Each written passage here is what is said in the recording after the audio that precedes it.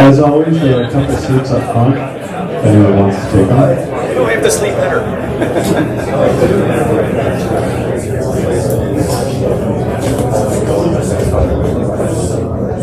All right, let's get started. Hello, everybody. I'm Kirby Winfield. I'm the founding general partner of Ascend Venture Capital. We are an inception stage venture capital fund focused on enterprise AI and frontier AI. And part of that is defense tech. And we're really excited to explore what's happening in Seattle and beyond in the defense tech world. It seems like we're having a little Cambrian explosion of companies. And maybe just to set levels here, raise your hand if you are a founder in the defense tech or related space. I don't know actually, but okay. That's good. All right, cool. Well, hopefully you each brought really hard questions for our panel. They are eminently qualified, and I'll let them introduce themselves, but I'm grateful that they're all here. And I'll start with Stephanie, who is the president and co-founder of one of our favorite portfolio companies, Overland AI. Thanks, Kirby. Thanks for having this session. Thanks, everyone, for being here today. So I'm Steph. I'm one of the three co-founders of Overland AI.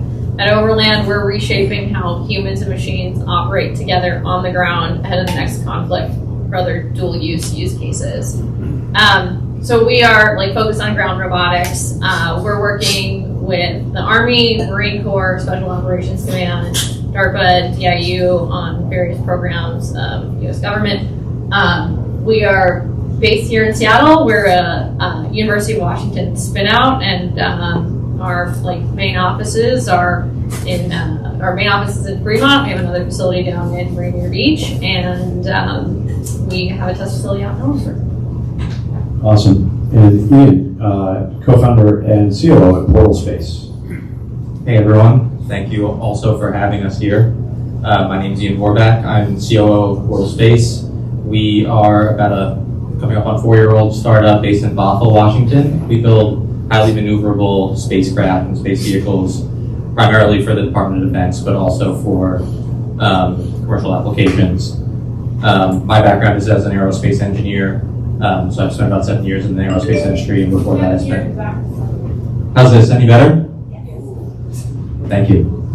And I spent about 4 years before that in consumer products, and a couple startups outside of the aerospace industry, but I spent about 7 years as an aerospace engineer and co-founder in this industry now.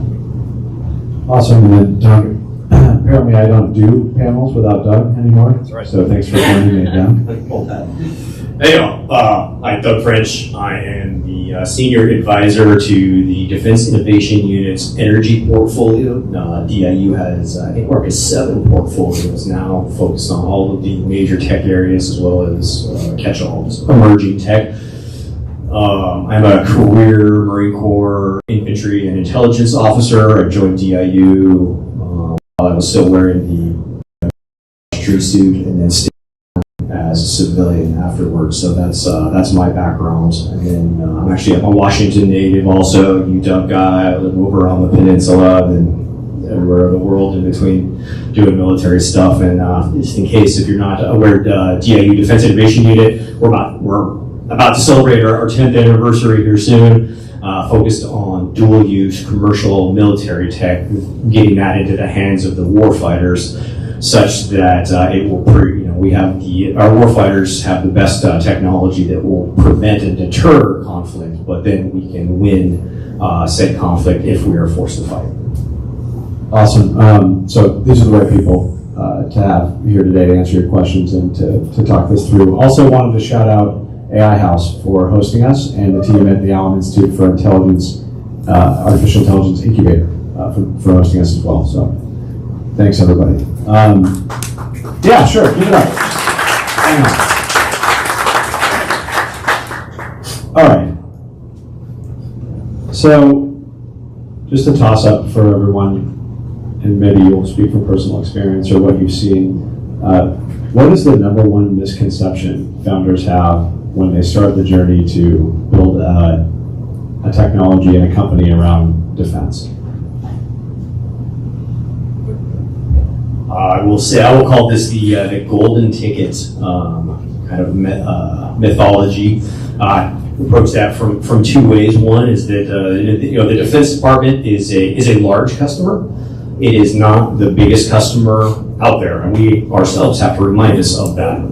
So getting into the Department of Defense can be a boon to your company, but it is not necessarily. You still have to keep producing good things. And I think I was having a conversation here just a few minutes ago with Patrick over here, who reminded me of a really good point, which is that there is not historically there's not necessarily an easy way to get into the DoD, and that means people are always looking for like the specific person. If I can just talk to this person, this person with stars on their collars, or secretary of XYZ or whatever, we're in.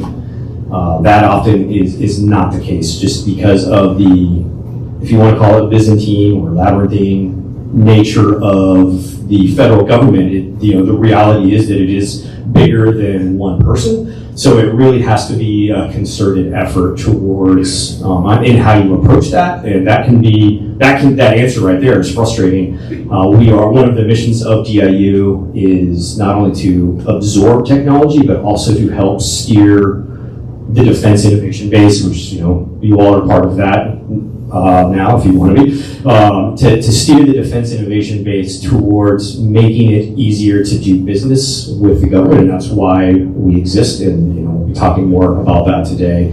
But we're unveiling some tools towards that end to make it easier. But historically, it has been difficult, and we're here trying to make it a little bit easier. Ian, what about you? What's one thing when you walked into this that you thought you had figured out that it turns out you didn't at all? Yeah, I think when you decide to sell to the defense industry or to build a defense product, I feel like sometimes I don't think founders they think they're preparing themselves for that, but they're not fully committing to it. But I think, in my experience, the DoD is not going to come to you. You're going to have to very much dive deeply into how they procure things, how their budget cycles work.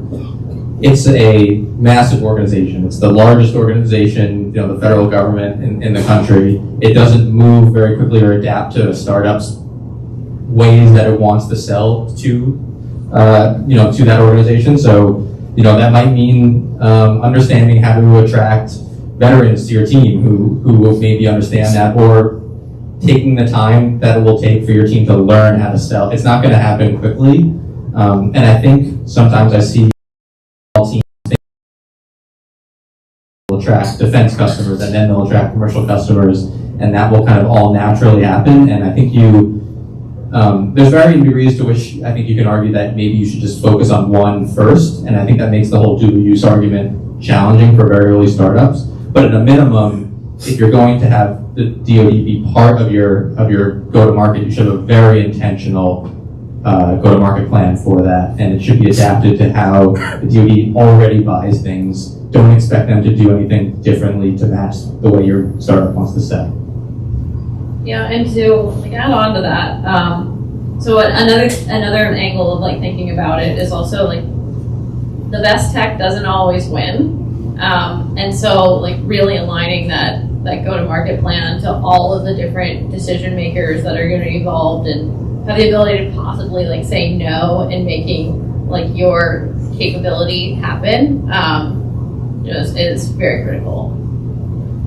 Maybe we'll double click on that, because to me that sounds like you need to have a lot of lobbyists, and you probably can't afford them early on. And pretty sure, you guys did come out of the gate with the DARPA Racer Challenge, which maybe you could talk a little bit about that as an entry point and how DARPA helped you guys and how there might be other opportunities like that for folks. Sure.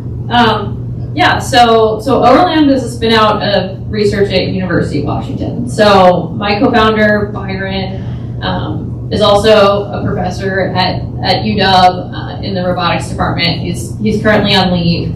But for many years before we started Overland, Byron was working on the research side with like S&T, so science and technology organizations within the DoD, whether that was like Army Research Lab, another one was DARPA, on ground robotics problems. And every time, like, he was building this reputation that like he was over delivering on like what the ask was. So basically, this all came to a head with the DARPA Racer program, which is a program for high-speed off-road autonomy. It's like $150 million like marquee DARPA program. The UW team, there were multiple awardees in this program, but very high visibility, and like through the performance in the very early days of the DARPA program, there were lots of like government VIPs who were coming to the demonstration events, and Byron was getting this really good signal that like the government was interested in his solution, particularly like he was solving ground autonomy differently than anyone else was doing it before. Everyone else was coming to ground autonomy with a on-road driving logistics approach, which is very much thinking about like driving. You're assuming you're driving in a lane. You're mostly focused on the other traffic around you and making sure that if like somebody is merging into your lane, you're not going to hit them. Whereas his approach was all about like driving autonomously off-road and really thinking about the terrain first and how to navigate your terrain rather than like staying in a certain lane. It's a very unique approach, and there's a lot of need for that. The ability to like drive off-road in the military, especially with how our forces are very expeditiary, and they're operating in environments that are not going to be your like standard U.S. highway. So it was like his novel approach, getting that signal, DARPA being able to like facilitate an environment where we could demonstrate and bring VIPs together. That really gave Byron kind of the conviction to like get this company started, and also was able to communicate that to investors and early stage like very early employees that like this was an opportunity that made a lot of sense. So DARPA did a lot to like help us to like feel like this was a good opportunity to move forward with. Ian, what did you guys do early on to show credibility when you may not have even had a product and weren't in an official program anywhere?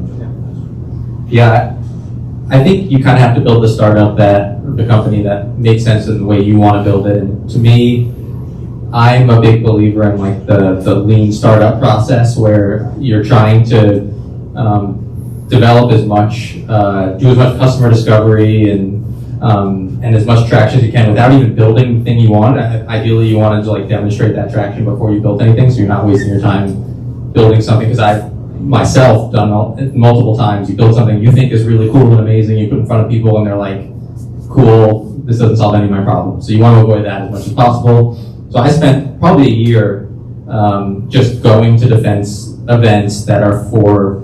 The Space Force has what they call the front door that they try to encourage startups to come through, and it's a good starting point. It's like you really need to find a way to get to the units within the actual military that actually aren't kind of trying to work with startups.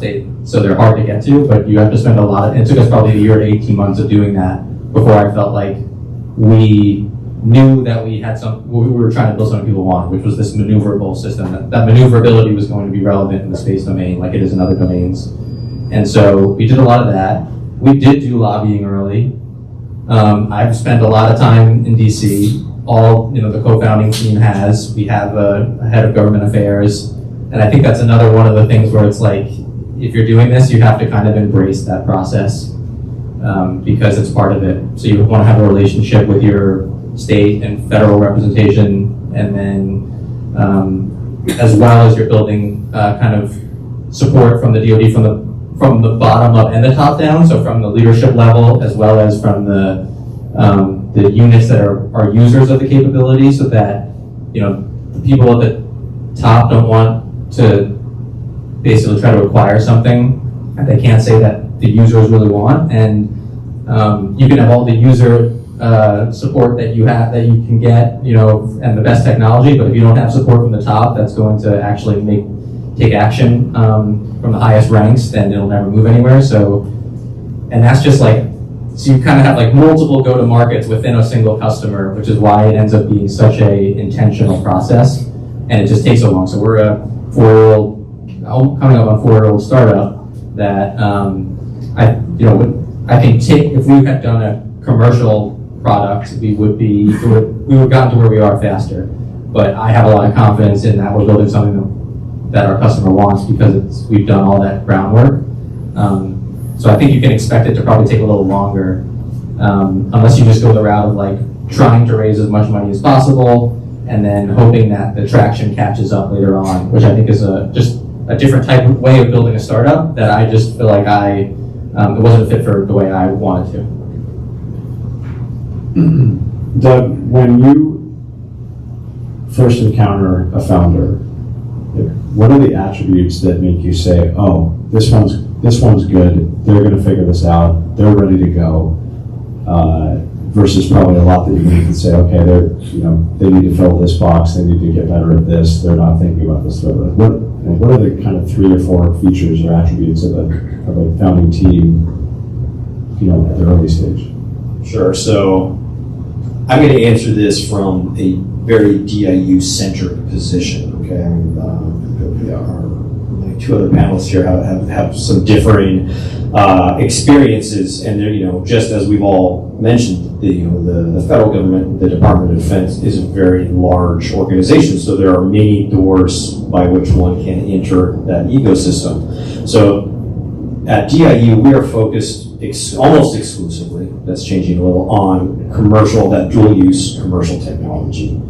So when we post a solicitation for a certain kind of technology, the good news is that means that it has been vetted within the Department of Defense. There is a program office, which is the entities responsible for fielding new technology. Because when you think about technology, it's not just buying the thing, right? There is, especially in the military system, the thing may be, acquiring is kind of almost the easy part. Now there is the logistics train to maintain the thing, and in some very austere and contested environments, we have to train users on how to utilize the thing. So there's a schoolhouse, there's a big tail behind it. So the good news is, like I was saying, at DIU, if we post a solicitation, that means that it has been vetted. There is something real behind it.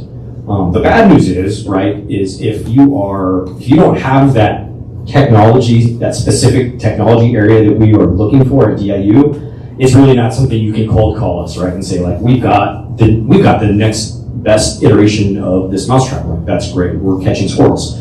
We don't need to catch mice. Sorry, good luck out there. So so that is a little bit of background. To answer your question, then, Kirby, is to say that when we get technology, how are we assessing its possibility for success? And that really comes back to that dual use, where we will say, what is your track record of success on the outside? Not everyone does that. There are other organizations out there, the labs, that are co-developing this technology, but that is really what we are looking for. What have you, like a lot of investors would look at, okay, show me your team, right? How long have you been there? Or if your team is new, what is your track record, looking like? But really show us how your technology, demonstrate to us how your technology has succeeded in another area. We realize that it may not have succeeded in a military application. Got it, understand, that's why we're here. How has it worked in like the civilian marketplace, such that we could run a prototype and change a couple things around and look at it. And how willing are you to do that? There are a lot of great engineering firms out there that will respond and say, like, we understand this problem. We can make a thing exactly like you want it. Like, that's great. That's not what we're looking for. We want to see some success behind this already. So again, it's kind of a double-edged sword there, right? It should be, if you have the thing, that's great news for you. But most of you are not going to have, like, you know, the one technology that we're looking for at any given time. So I will leave you with something good, kind of getting off topic a little bit, but we are also aware that we are not the best at signaling what our needs are for you to make strategic decisions. But also, if you have technology that is more nascent, how do we work better together? And that is now something that we are really focused on increasing, and that is these on-ramp hubs, which are catalysts for getting your technology or your ideas or your team into the defense ecosystem, such that you're on the radar, and now you can actually get maybe some advice, some advice and some signaling from us on how not only to steer your technology, but also then how to advance through this kind of this archaic process that exists. So hopefully that answered the question enough. No, that's great. And we'll throw up that slide later on just what you touched on.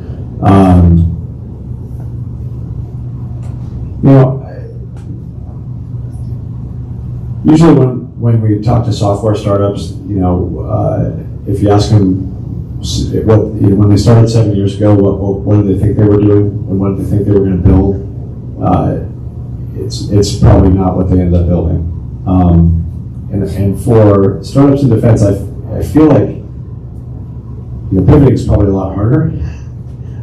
At the same time, you've got to take market feedback and you've got to lean into the areas of your business that seem to be working, or the product offerings that seem to make sense. And so maybe you guys could talk individually about how the product evolution has gone and how you see it continuing. Yeah, happy to start. So at Overland, we started as primarily just like a software product. And actually that's pretty typical of self-driving in general. It's like people are either approaching it from like one of two ways. They are either their core competency is the software or their core competency is the vehicle. And so our core competency was software. And we thought at first, like, we're just going to provide an autonomy stack. That's like what we're going to do. Well, we found out that like it's actually pretty difficult for a customer to like then go, it's like, okay, we're going to get the autonomy stack from Overland, we're going to buy the sensors ourselves, we're going to get the vehicle, and then we're going to like figure out how to integrate that all together. That's a lot to put on a customer. So we've been taking on more and more of those hardware pieces ourselves. So in addition to our software stack, which we call Overdrive, we also have Spark and Ultra, which are two hardware products.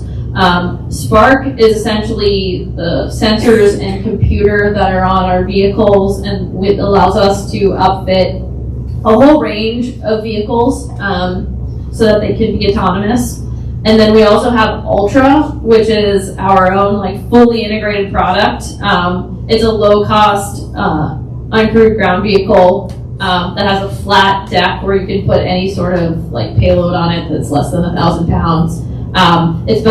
It's based on a commercial Polaris RZR chassis, so like very like low-cost like chassis to start with, and we're leveraging like the auto industry that exists. And the other thing that's what we found about that is like this has allowed us to make both Ultra and Spark. We've been able to make a lot more progress a lot quicker with our customers and meet them a lot closer to where they are. To this point, like 90% of our pipeline is it has one of those like two hardware products in it. Can you remind me No problem. No, are you? Is the product you're shipping and selling today precisely what you thought it would be? So, I totally agree with this challenge around hardware startups, pivots being more difficult. Primarily, I think of it in terms of just the cost of the capital of a pivot, because you have a bunch of hardware that's built. It often is extremely purpose-built. And the issue is like, by the time you're in a Series A or trying to raise a Series A or B, you should have some amount of traction, ideally in the form of revenue, because that's how investors have thought about funding Series A and B companies before they were funding hardware companies.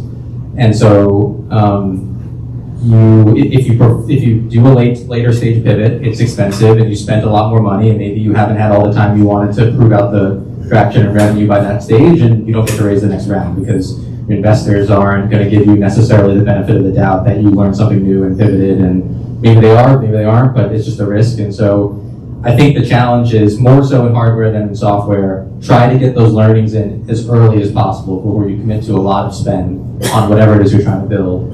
And it's just, I think there's more impetus on you doing that customer discovery early on you being really close to your customer.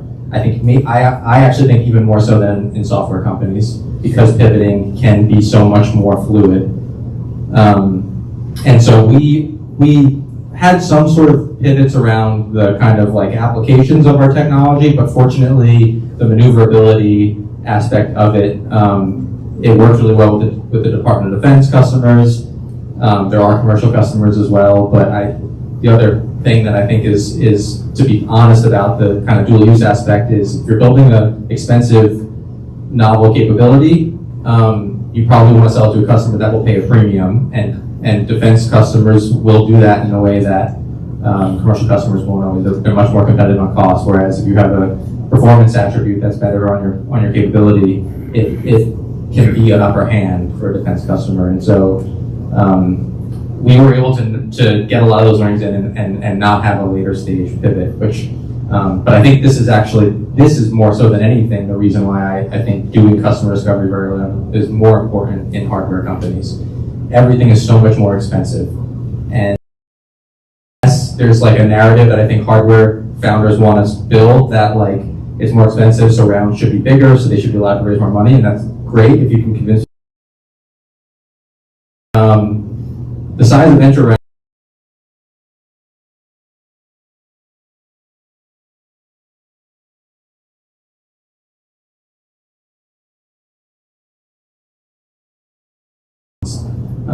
so it's hard to convince people to change the way they structure their funds around our companies. So this pivot thing I think is really important. Maybe we'll switch gears a little bit. Doug, you're focused primarily on energy these days. How does the DoD think about energy from a company development perspective? Historically, and like I said, I was a career intelligence officer, so this whole kind of like approaching the military from the logistics side has been illuminating to me. Unfortunately, the energy is one of those technologies that everyone pays a lot of lip service to and understands it's important, but then we want to go buy a gazillion drones, which is not saying that's unnecessary, but we don't think about. I was talking to a congressman a couple years ago, and he's like, "Hey, Congress likes to invest in things they can go, tap. Like, hey, here's the physical, tangible things, or the really exciting new technologies like AI." We're talking to them about like those enabling technologies like energy, which is itself just a very broad, opaque term that it can get lost. But as soon as you don't have it on the battle space, things are very bad.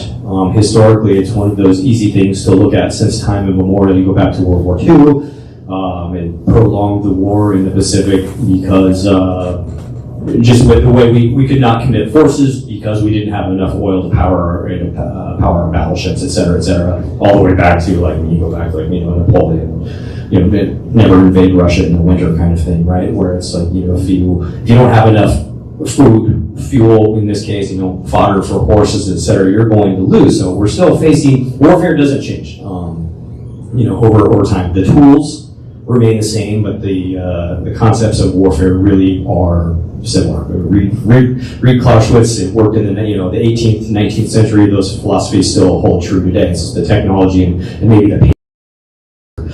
But so energy is an enabling tech, so it's critically important, but it doesn't get a lot of the attention that it really deserves, unfortunately. Well, I'm here to change that. So at Seattle Tech Week, we would be remiss if we didn't ask everyone, what advantages you see being in Seattle as opposed to maybe being other places and building, or if there are disadvantages. I mean, there's certainly El Segundo, California has captured a lot of the popular imagination around defense tech, even though my colleague Nate published the Cascadian Dynamism market. That basically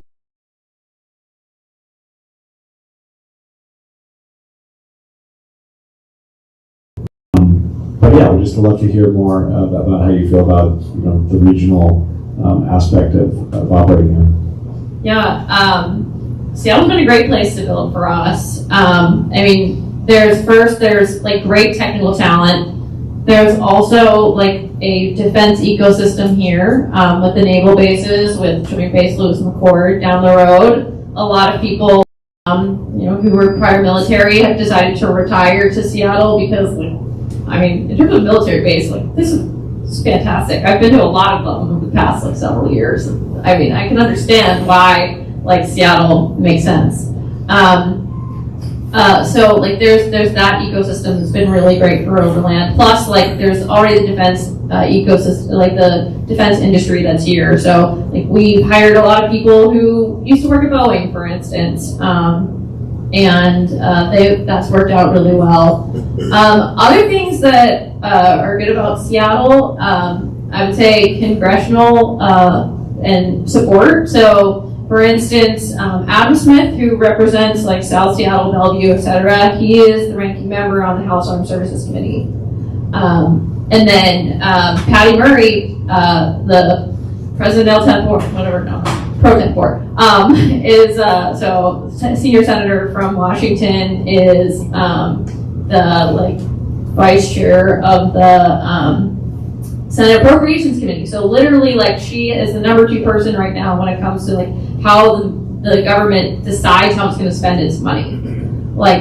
That's an incredible combination of folks that we have here in Congress.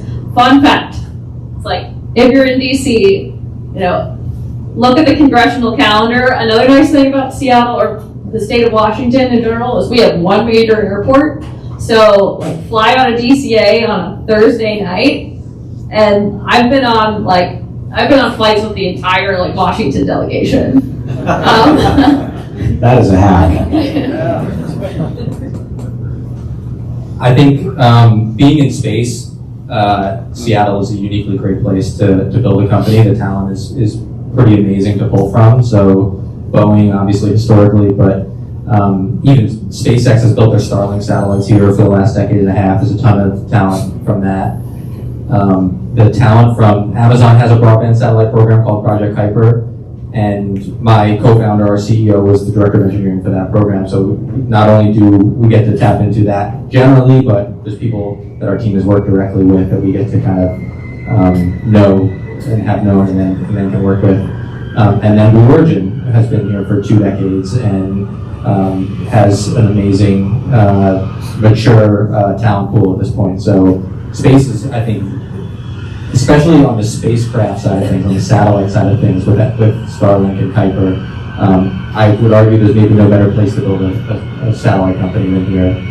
I also think I haven't spent a lot of time in El Segundo other than just going to LA Space Force Base, which is a mile from the airport, so I don't get too deep into it. But I don't know that when the kind of culture becomes so around the startup process, if the signal to noise ratio gets a little, here it feels like it's a very sober, people are trying to build companies and make money doing it, and maybe there's benefits to the hype of certain areas, but I think people are focused on a lot of the right reasons, and they know what it is going to create a great outcome for themselves and their investors. It's probably just building a company that has something that their customers really want.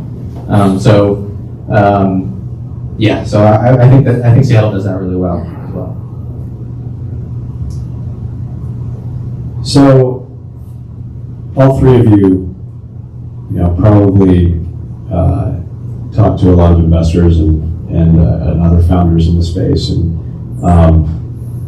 I spend way too much time on Twitter, so I'm susceptible to hype cycles and what's the new shiny object.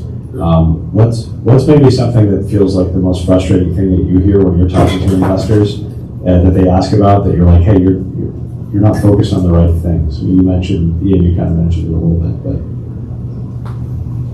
is there a particular new shiny object, or is it just more of like a... I think right now, defense is a little bit in a hype cycle, which can be helpful. And I almost feel fortunate that like AI then came and it didn't allow defense to get completely out of control, because I think defense is like exciting, but I don't think it's really out of control right now. Like I think people are excited about it, they're focused on it. I think there's we'll have to see that exits happen. To kind of take this into a positive, what I'm really excited about right now is there have been multiple recent big space exits that I think I've thought about a long time, like hoping that this would, like there's always been SpaceX and secondaries and could do well, but there's a company in our industry, Rocket Lab, that went public in the SPAC time period, but went through like very traditional seed, Series A, B fundraising, venture fundraising in the 2010s, and is now, I think, publicly traded like $22 billion. And like that makes every investor's, that returns every fund for every, early growth stage investor and probably even later stage as well.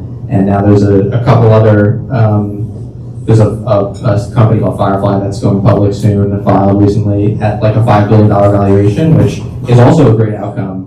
And I think the flywheel, like there's been question marks of space, I think, for some time reasonably, of like, would the outcomes justify the multiples that were needed for fund? And I think actually like that's what will get it going if the outcomes allow for fund returning events for the investors, because that keeps the flywheel going. And I think we're actually there now, and you don't need as much faith right now in space. And I think that's happening in defense as well. I think like I kind of think of like Anduril as like for the defense industry what SpaceX was for the space industry, where SpaceX is now a $300 billion company, and you don't have to really argue that was a success. And I think Anduril is transitioning to that point where hopefully it's proving to be the outcome that its investors wanted. And I think there will be in a few years, a whole set hopefully of what Rocket Lab is, a decacorn style company that makes everyone happy. And I think that flywheel is happening right now, which makes me very relieved, because you need this ecosystem to flourish, and I think we're starting to get those outcomes that allow that to happen. Yeah, I like the positive spin.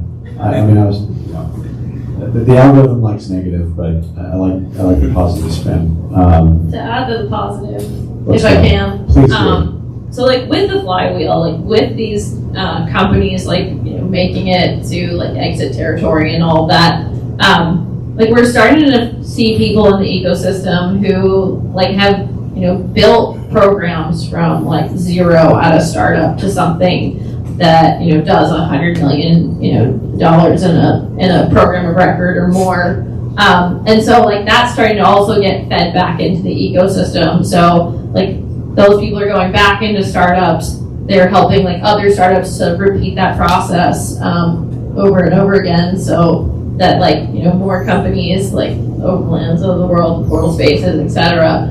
Even though there's still a ton of like learning that you need to do firsthand as a first-time founder in this space, but those folks are helping to bring you along. Awesome. Doug, any thoughts? I'm just, as the energy representative here, I'm just really excited to hear my colleagues talking about flywheels so much.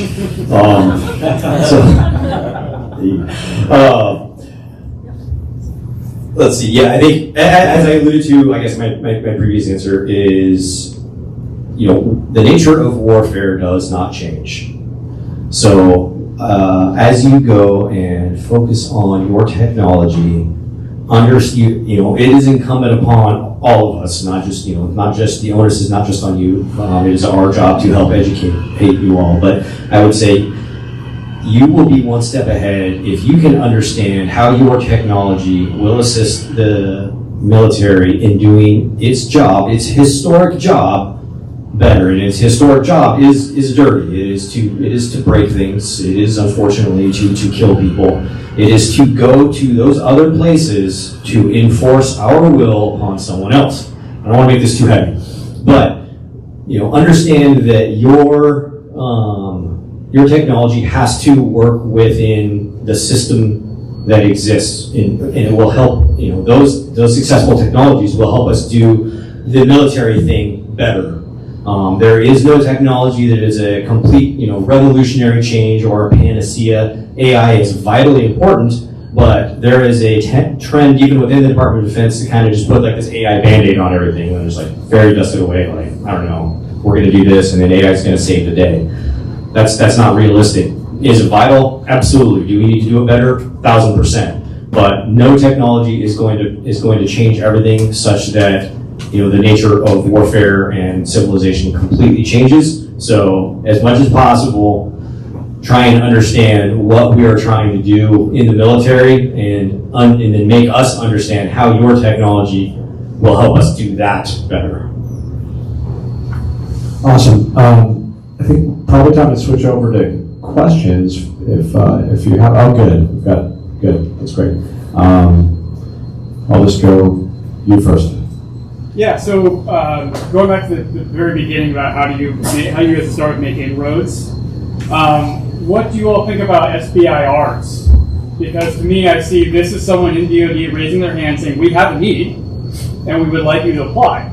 And from a startup side, it's very juicy, and you have to go through a very long process to fill out the forms, to sign up, to do all the work. And so you don't know as a founder, hey, has it always worked it? So I'd love to hear what you think about SBIRs as an inroad to those customers. Yeah, I can talk about this because we did start with SBIRs, and I think SBIRs were helpful for us because I thought of it as another way to fund what we were building without just having to raise venture. Because every time you raise venture, you're putting on about a new valuation on the company, and then it has to be higher than the last one, and then, I mean, not obviously, but eventually the valuations can get a little bit crazy compared to how much revenue you have, and I think, and in general, obviously, more non-dilutive funding that you can use is better. It's painful because it is, often the feedback if you don't win is very. I would be very skeptical of it, and we applied SBIRs when we were doing that, and we won a handful, and I think it is a signal that there's someone in the DoD that is interested in what your capability is. I think you should be aware of how separate the DoD, like that person might not be embedded with a person who represents an actual, they may be or they may not be, and try to take it on your own responsibility to say, is this the signal that this is something that could become like a program of record, ideally? And so it would be about trying to, if you can get to know that technical point of contact, what need do they represent? Are they even representing a need, or is it someone who's kind of in their own little bubble that just wanted to fund something that is exciting to them and maybe doesn't tie into something? And you ideally want to get after the ones that do tie into something, or use it as a stepping stone to get there, but recognize that it is not the demand signal you want, it's just a piece of funding that allows you to then get there. So it's kind of on you to figure out, does this, if I build it for this person, is it a step in the kind of like a diverging direction that just satisfies this one stakeholder in the DoD who lives in their own little world, or does it meet a larger need that I can scale with? And it's hard because they are time consuming. You get a lot better with them. Like I've applied to probably 24 SBIRs, and we've won probably 7. We don't apply to as many now. We're kind of like scaling past that process or have, but yeah, it's a painful process. I wish I had a better solution. And there are consultants that can help you. We chose not to do that. I chose that, it would be helpful for me to learn how to do that myself. But maybe I would have saved time if I worked with consultants, but then they take a fee. I don't know. It's one of those things that there's just no great answer. But try to recognize that it's not always a clear demand signal. Try to get to understand what if there is a signal behind it. I would also just add to that like sometimes that's the only contracting mechanism that somebody might have available to them to work with you. And so like we've used it in that respect where we've made like a lot of headway with a customer like, it was clear that they were the, decision maker and they had like a pain point, but it's like the only way to actually like work with them was to start with a SBIR. So like we've used it in that purpose and in that way to essentially get our foot in the door to demonstrate capability and to like build on the relationship from there. I would also treat it as non-dilutive capital because the timelines on SBIRs can be like excruciating from like when you apply to like when it gets awarded, all of that. You just like can't. I would not rely on that as like cash flow in any sort of way. So like as an early stage startup, that's something to think about. But yeah, like you can use a SBIR to essentially as your wedge to eventually become something that's a lot more. I could not have said that any better, Phil. Thank you all. You guys nailed that from like the SBIR perspective. Yeah, it is. It's a good tool. It can get you somewhere. It may not have legs behind it, so yeah, you need to feel that out as you go. Behind me, you will see there's a QR code and there's an email address here at the bottom of this on-ramp hub. This is I'd like you to focus on the email for now. This will get you in contact with the on-ramp hub. There's one in Renton. Here's our local representation. Their whole reason for existence is to kind of be a coach, a mentor, a dictionary, if you will, for you all to utilize to help navigate this world of not only the SBIRs, but all the myriad other grants, resources, capital injections, different defense innovation communities, et cetera, out there. So that is, you can actually go meet with them, talk with them. They will sit down, they will coach you and say like, this is what you need to do. You're like, what's, I have to register for SAM.gov. What's that? What's a cage code? Like basic stuff that is critical to being able to work with the DoD. So if you're starting there, if you're just like, hey, I'm very interested in what the DoD has to offer, but I don't even know how to start, great place to start. Or, hey, I've got technology, I've got a SBIR phase 1, I've got a SBIR phase 2, how do I go to a SBIR phase 3 or another avenue? Also a great opportunity. And then the QR code is actually for, it's an entrance to a beta use for a new platform that we've developed that actually helps, it's designed such that it will help kind of find those fits in the back end. So you can go in and say, this is my company, we do X, Y, Z, and then it utilizes AI, it'll go through and say, like, these are all the defense applications that might match what you need. So hopefully it's designed to reduce the wandering through the wilderness, Legend of Zelda start, and then you just kind of like stumble through and figure out what's going on. Awesome. Sorry. We'll go here first. Question probably to Doug, following up on what you said, AI patch. Could you elaborate a little bit on guidelines and approach to using AI-powered LLMs when it comes to building products for defense tech? Okay, so if I understand your question, you just want to know like what are the guardrails for AI in defense applications? I'm not the AI guy, but I would, but every AI is touching all of our technology areas now, right? So, and you probably even know better, Stephanie, but I mean, there are some, and again, actually, I'm gonna beat this horse, the on-ramp hub. There are tools and certifications. Certifications is not the right word, but there's definitely tools out there that assist in utilizing or how you utilize your AI. It's got to play well with anything with DoD tech, really, especially like even the hardware systems. There is this massive DoD legacy system that exists.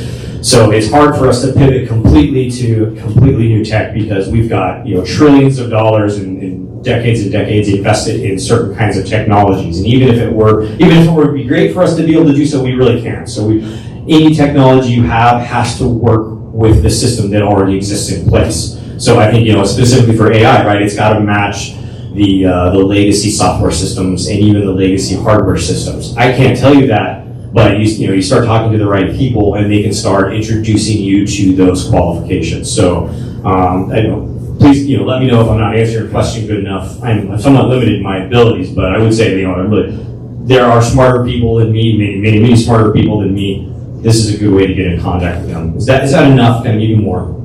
Yeah. Okay. Awesome. Right here. The defense space, especially in space and ground automation, is very dynamic and fast moving right now. How do you work with the government to have competitive insights to make sure that you're developing to skate to where the puck is going?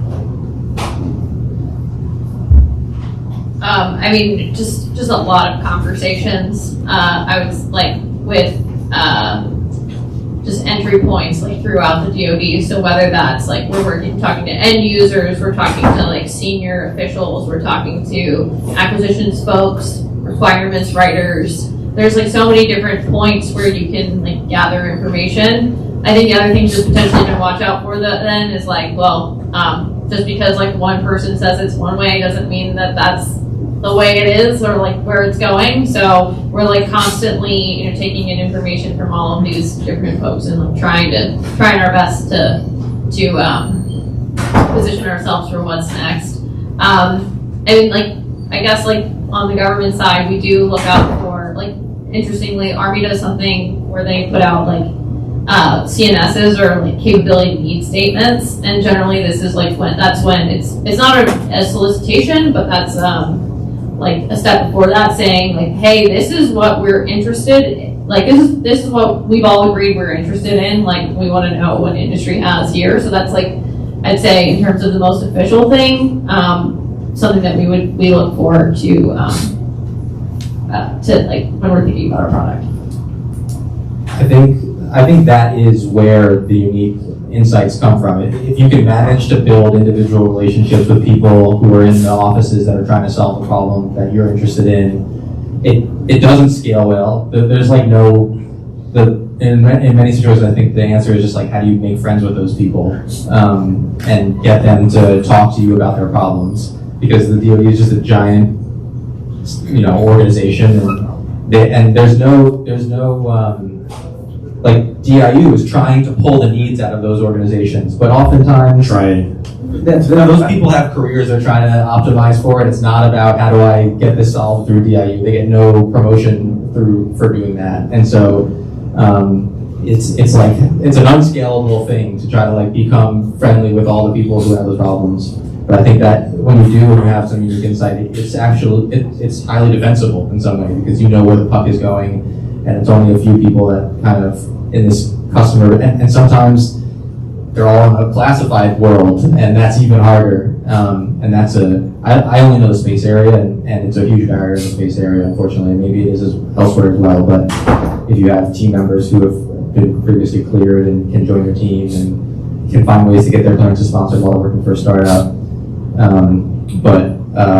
that is where the secrets are. How do you solve what the next generation of warfighting will look like? Right here. First part of this question is for Doug. Second half is for the founders. So last week, MP Materials took a 15% investment from the Pentagon and will guarantee offtake for the next 10 years. And I was curious, just given how critical some of these industries are, if you see that kind of transaction as a bellwether for the government moving into other industries as an equity holder, and then to the founders, whether companies have the appetite for that in general. It's very interesting. One exit structure. Yeah, I think at the broad level, we're trying to investigate different ways besides the traditional, hey, you build the thing and we'll buy it sort of mentality, right? Which is like half of DIU's mandate, right? Which is to get the best technology in the hands of the other warfighters. The other half is to advance the defense industrial base. And so I think, there is definitely a recognition that there is a shortfall right now there's an abundance of adversarial capital in the world, i.e. money coming from China and places like that. So that would not only risk removing that, increasing that brain drain to places we don't want it to go, but then it would also make it more difficult and impossible to work with the DoD. So there's an understanding then that the federal government, the Department of Defense, needs to inject capital into the defense industrial base in a more efficient way. You see companies like NSIC, SCO, these companies, all these organizations that are being founded, and Congress is aware, right? Like, hey, we need to get money out there faster in new ways. Everything we do takes a while. We are the aircraft carrier, the 747 or whatever. It takes us a while to turn, but the recognition exists, and we're hopefully taking some steps towards that. I'm just going to jump out of the second part of the question because we got a couple more. Brian Monage with Geospace. On the procurement side, are you seeing any trends towards OpEx from CapEx when you're doing contracts with the DoD? Usage-based or monthly recurring type license fees as opposed to outright purchase? I haven't seen major changes in the way that things are procured in the maybe 4 to 5 years I've been doing defense tech. I think in the space industry there's a push towards more services-based acquisitions, and I think that there is a precedent in the space industry because that's how launch is procured. It's like you buy the service to put your satellite into space. The DoD does that, and they're trying to do that elsewhere. I think there's risk in assuming that the government is going to change the way they procure anything and change it all, and so that's just part of the risk you bake in if you're expecting them to change. I think my traditional take is assume that it's going to they're going to keep procuring things the way they do right now and try to fit in the way that makes it easier for them to buy the way things are right now. There's definitely a tension. I tend to agree with what Ian says. There is a tension, and we know things have to change a little bit. Again, though, it is this system that has existed for a very long time, and though we have demonstrated that there are more flexible procurement models, we are continuing to demonstrate that. Even if everyone is on board with that, which, like you see from the congressional level and the administrative level is definitely on board with that, those contracting officers who are representatives of the government, it takes time to not only educate but get them to turn. So and then there is that tension with the government, like has been burned in the past by essentially companies owning critical technology and then charging exorbitant markups. So there is that tension of the government wanting to have as much control over the item as possible versus like having to have the flexibility that modern warfare requires of being able to move more quickly. So yeah, we'll see how it's playing out. That is something we're trying to get more flexibility baked into the system. Awesome. Unfortunately, I think we're at time, but folks will probably be around for a little bit. If you have other questions, we can try to tackle them one-on-one. And so my friend Ifan from AI2 wants to say a couple words, and you should definitely listen closely. This is an amazing place, and she's got an amazing program. Before that, I want to thank our panelists, and really appreciate you all coming and sharing your knowledge. This was actually awesome. I hope we recorded this or someone AI did it. Okay.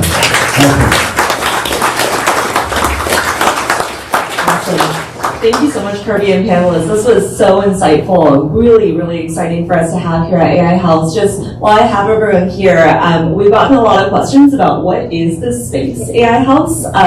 So this is a community space, event space run by the AI2 Incubator. My co-managing director, Jacob Poker, is here. I'm Ifan Zhang. We help to invest in the earliest stage companies, $500,000 checks in as early as a solo founder with a seed of an idea. So if you're interested in applying to the incubator, our website's ai2incubator.com. We also have a full calendar here on Luma. We have 13 events happening here at AI House. We're really trying to distill knowledge, spread knowledge around what it takes to become an AI founder specifically. But even after Tech Week, we have tons of events, like 4 or 5 events every week. So if you enjoy this type of content, want to learn more, please scan that code. We'd love to see you back here. Thanks so much, everyone. Thank you.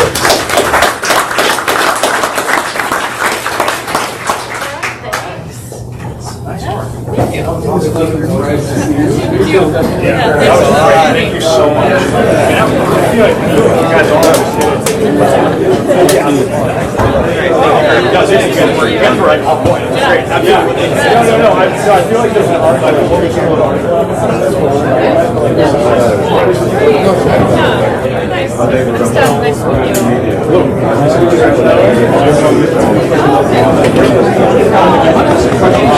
sneak out of the sun here. Amy, Ryan,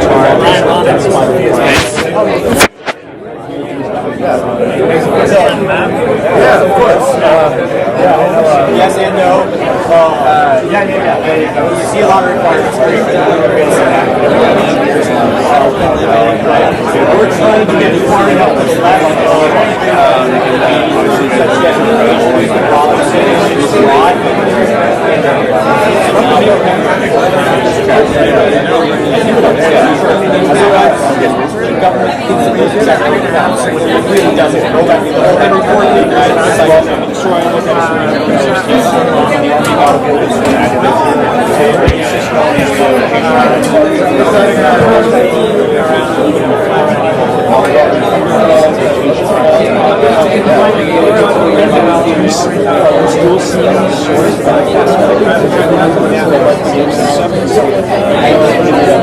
It's got to be like I do it at the minimum, it's got to work with the technology.